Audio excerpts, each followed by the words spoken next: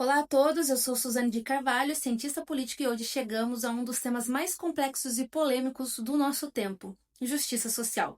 Nos episódios anteriores, construímos a base, falamos sobre a cosmovisão reformada, o papel do Estado e o voto responsável. Agora vamos falar sobre o que acontece quando o tema da justiça é sequestrado pela polarização. De um lado, há quem negue qualquer responsabilidade social fora das quatro paredes da igreja. Do outro, há quem abrace ideologias seculares que substituem o evangelho por militância. Mas o cristão não cabe em nenhum desses extremos. A nossa pergunta é: como o cristão que entende a queda e a graça comum deve se posicionar diante da pobreza, da injustiça e da desigualdade, sem perder a fidelidade bíblica e sem se afastar da relevância pública? Hoje quero te conduzir por 3 pontos que desarmam essa polarização: a raiz bíblica da justiça, muito além da caridade, o contraste entre justiça social secular e a visão cristã, o papel da igreja e do Estado nessa missão de promover justiça. Vamos olhar para o tema com profundidade, mas também com serenidade, buscando o equilíbrio que vem da palavra e da graça comum. Para entender justiça de forma correta, precisamos voltar à Bíblia, não aos slogans ideológicos. O Antigo Testamento usa dois termos hebraicos fundamentais, e da união entre esses dois conceitos que nasce a verdadeira visão cristã de justiça. O primeiro significa justiça nas estruturas, nas leis, nas instituições. É corrigir opressões, proteger o vulnerável e garantir que o sistema funcione de forma justa. É quando o Estado cumpre o seu papel de magistrado civil, aplicando uma lei de maneira igual, combatendo a corrupção e mantendo a ordem. Como cientista política, eu diria que essa é a dimensão institucional da justiça. Não basta ajudar o pobre individualmente se a estrutura continua oprimindo. É preciso lutar por reformas justas e transparentes que reflitam a ética do reino de Deus na esfera pública. O segundo significa retidão pessoal e generosidade. É a justiça que nasce do coração, da ética e da compaixão. É cuidar do próximo, ser íntegro, agir com misericórdia e evitar explorar o outro. É a caridade que nasce da fé, não da vaidade. Esse seria o que move o cristão a socorrer, partilhar e viver com empatia. Juntos, esses dois termos mostram que a justiça bíblica é tanto estrutural quanto relacional. Ignorar uma é distorcer a outra. Sem a primeira, a fé vira individualista. Sem a segunda, a política vira fria e mecanizada. O termo justiça social é um campo minado porque foi sequestrado por ideologias que perderam o eixo da verdade. Mas o cristão não deve fugir do termo, deve resgatá-lo à luz da palavra. Vamos comparar a visão cristã com as visões seculares radicais. A visão cristã, Kuyper e Bavinck. A justiça social cristã nasce da graça comum e do mandato cultural.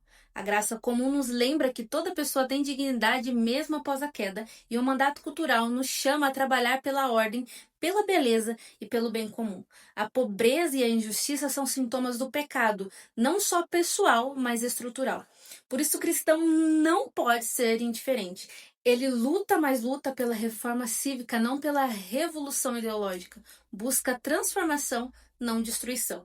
Já as ideologias seculares radicais costumam cair em três grandes distorções. Otimismo antropológico: acreditam que o homem é naturalmente bom e que só a sociedade é má, negam a queda e com isso perdem o realismo. Messianismo estatal: fazem do Estado salvador o agente de redenção, como se o poder político pudesse purificar o coração humano. Reducionismo de identidade: reduzem as pessoas à condição de oprimido ou opressor, anulando a dignidade individual e a identidade em Cristo. A visão cristã rejeita essas três ilusões. Ela reconhece que o mal está tanto no coração humano quanto nas estruturas que ele cria. Por isso, não buscamos uma utopia, mas uma sociedade mais justa dentro da realidade da queda. Entendendo o que é justiça, precisamos definir quem faz o quê.